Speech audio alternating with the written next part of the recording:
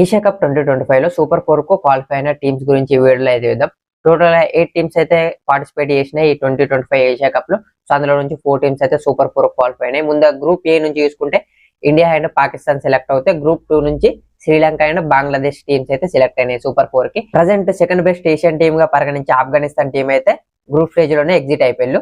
బంగ్లాదేశ్ తో అండ్ శ్రీలంకతో మ్యాచ్ అయితే లాస్ అయిన వాళ్ళు 2025 ఏషియా కప్ లోనే కాదు 2023 ఏషియా కప్ లో కూడా వాళ్ళు గ్రూప్ స్టేజ్ లోనే ఎలిమినేట్ అయిపోయారు. కానీ T20 వరల్డ్ కప్ లో అయితే మంచి పర్ఫార్మెన్స్ ఇచ్చారని చెప్పొచ్చు. సో మంచి కంబ్యాక్ ఇస్తారని ఆశిద్దాం.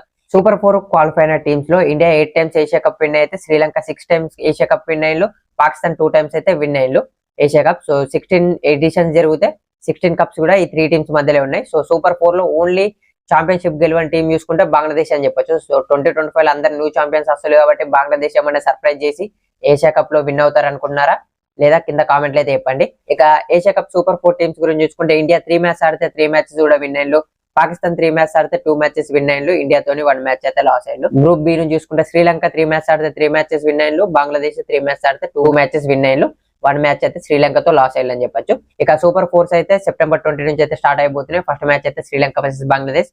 సో మ్యాచ్ ప్రివ్యూ అయితే రేపు మన పేజ్ లో అయితే అప్లోడ్ అవుద్ది మార్నింగ్ వరకు. సో తెలుగులో cricket and pro kabaddi videos కోసం అయితే మన పేజ్ ని ఫాలో అయిపోయింది.